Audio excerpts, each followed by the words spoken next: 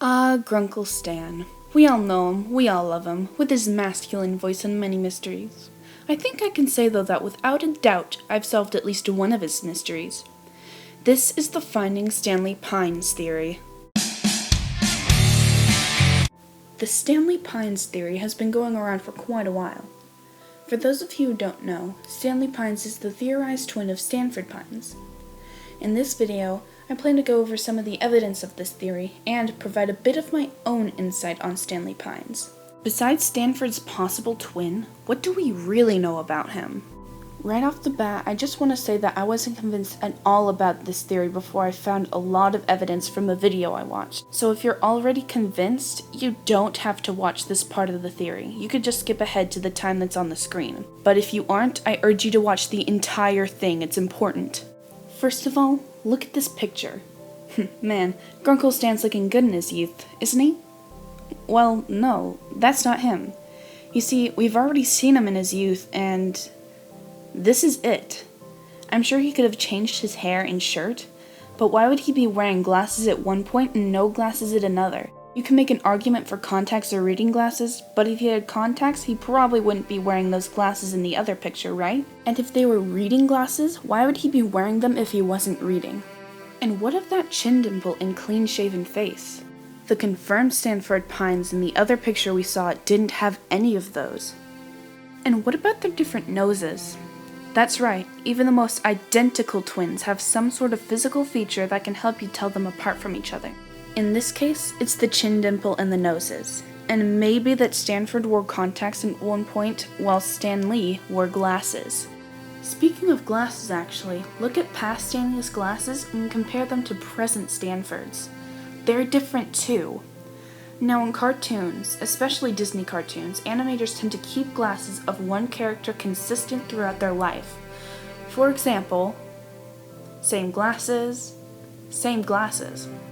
Now why would he go from those same thick-rimmed glasses he had from his kid to teenage years and switch to different frames in his adulthood, and then go back to the same thick-rimmed ones in his senior years? I mean, of course the second frames look better, but if that was the case, then Stanford wouldn't have switched back later in life. I think Stanley got the better frames while Stanford got the thicker ones, once again to more easily tell them apart. So we've proved my theory here, right? I mean, case closed, right? Well, we only went over physical appearance, which doesn't actually prove everything. Let's take a further look into the background details of episodes and tell me if you spot anything. For example, this. Stanford's license plate says STNLYMBL, which looks an awful like Stanley Mobile. And this isn't a random detail in one episode either. It also appears in this one. Same car, same license plate. This was probably Stanley's old car. He could have given it to Stanford, or Stanford could have stolen it. But as you'll see later, that's probably not the case. He could have just given it to him. Next off, this. Who's that in the background reading a book? He has the same hair as Stanford in the foreground. Now, this isn't definitive evidence, but it definitely sparks a few questions. Now, if you are somehow still not convinced of this, then I have one thing to say to you. How can you be an uncle if you don't at least have a sibling? With that in mind, I segue into the second half of this video, my theory. Now, those of you who didn't skip ahead, great. Those of you who did, that's fine too. But here's one thing that I want all of you guys to hear. Stanford finds Stanley's glasses on the table in Carpet Diem. Now, if these were Stanford's glasses, why would he keep them? Especially in a room that was hidden behind a bookshelf in the back of the shack. Moreover, why would he look at them like that?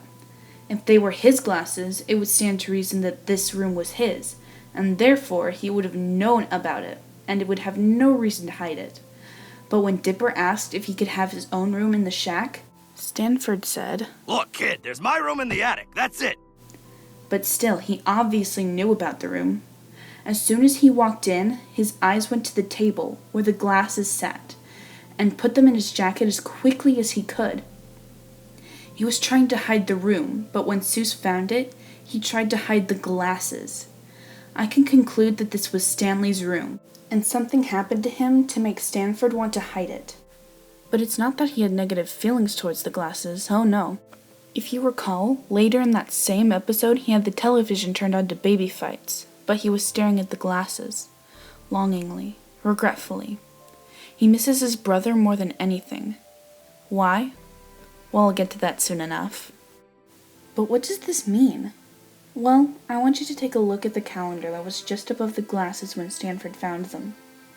July 4th, 1982.